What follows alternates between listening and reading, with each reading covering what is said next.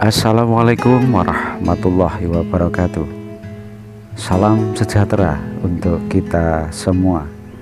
Salam cinta, tetap tebarkan cinta di mana-mana. Berbeda-beda tetapi satu jua. Sebuah kalimat warisan leluhur yang perlu kita uri-uri budayanya. Terhadap orang yang berbeda warna kulit, berbeda suku, berbeda bahasa,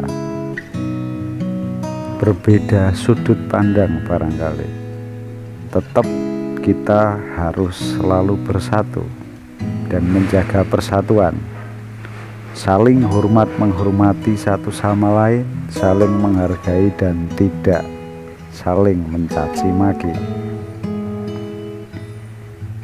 Apalagi media sosial itu, kalau kita tidak berhati-hati, kita tidak punya filter, maka kita akan mudah terpancing untuk memberikan komentar-komentar yang justru itu memperkeruh suasana.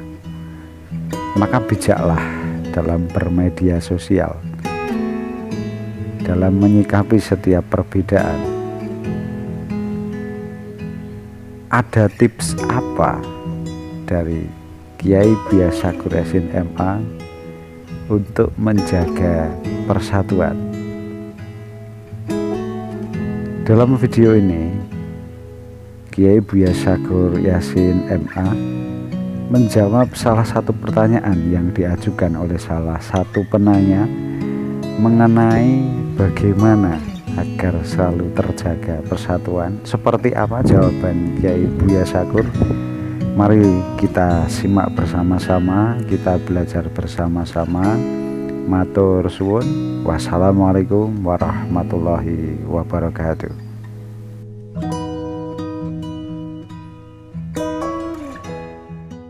Suatu kebanggaan bisa nanya langsung sama Buya.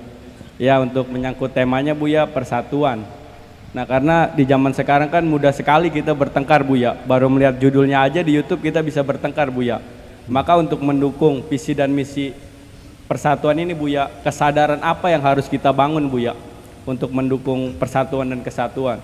Karena mungkin banyak dari kita, saya pernah ngutip kata-kata Buya itu ketidaksadaran yang abadi Buya. Terima kasih, itu aja Buya. Wassalamualaikum warahmatullahi wabarakatuh. Waalaikumsalam warahmatullahi wabarakatuh.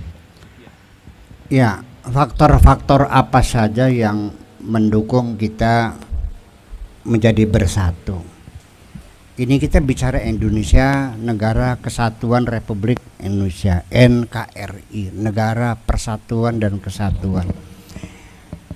Ini saja menjadi aneh sesungguhnya, karena kita belajar tentang hukum tata negara, hukum sejarah, antropologi, sosiologi, semua mengatakan bahwa orang bisanya bersatu, orang mau berkumpul bersama-sama di satu tempat, ya kan?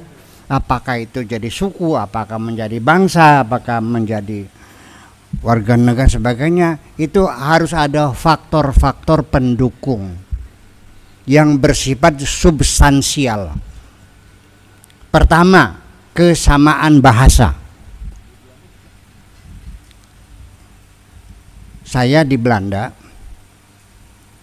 cari hotel penuh semuanya. Waduh, bukan hotel lah, penginapan lah ya. Karena saya belum kuat tidur di hotel ya, di penginapan lah waktu dulu masih mahasiswa. Penuh semuanya. Nggak ada. Saya pikir waduh, saya masih bisa tidur di taman nih, di kebun itu. Tiba-tiba ada orang manggil temennya pakai bahasa Indramayu. Kirek siram dibenang. Dari mana kamu? Lea, ya Allah, sini. Saya dari Jadang Pinggan. Hanya karena bahasanya sama, baru kenal, kita bersahabat kok. Betul nggak? Betul nggak? Coba orang Tangerang bahasa Sunda. Di Australia tiba-tiba ada orang ngobrol bahasa Sunda. Seneng nggak? Seneng dari mana? Cengerang, mana BSD?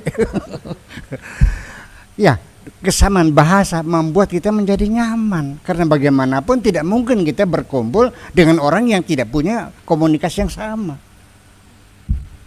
Kita tinggal di Inggris, nggak bisa bahasa Inggris, enak nggak? Nggak enak. Itu. Tetapi ternyata bangsa Indonesia adalah bangsa yang bahasanya tidak sama. Bahasa Batak, bahasa Medan, bahasa Padang, bahasa Palembang, bahasa Jawa, bahasa Sunda, bahasa Madura, bahasa Dayak, bahasa. Kok bisa? Ini istimewa. Satu, kesamaan bahasa. Kesamaan agama juga sama. Indonesia tidak punya juga, sukunya beda. Jadi orang itu bersatu. Apa faktor pendorongnya? Yaitu kesamaan, tradisi, sejarah, ya kan begitu. Faktor geografis, akidah dan sebagainya itu yang membuat orang jadi bersatu. Nah makanya umat Islam itu membangun persatuan dengan cara memberikan ibadah ritual tiap hari supaya terus berkomunikasi. Makanya dalam sejarah Islam bayangkan dari mulai dari mulai Iran sampai ke paling baratnya Afrika, Maroko, Sahara Barat, ya Mauritania, itu berbahasa Arab semua. Dulunya bukan bahasa Arab kok, suku Amazigh ya. Saya di Afrika Utara itu suku Amazigh, tapi bahasanya sama. Sampai Turki berbahasa, tulisannya pakai huruf Arab. Persia juga pakai huruf Arab. Indonesia juga dulu pernah pakai huruf Arab ya, huruf pegot pakai Arab juga. Itu pentingnya bahasa untuk membangun persatuan itu. Nah makanya bapak-bapak dan ibu sekalian, bahwa akhirnya ternyata bahwa yang membuat kita menjadi senang berkumpul bersatu harus adanya kesamaan. Makanya satu yang membuat kita merasa sama hanya dua, yaitu Pancasila dan Undang-Undang Dasar 45. Itu saja. Makasih.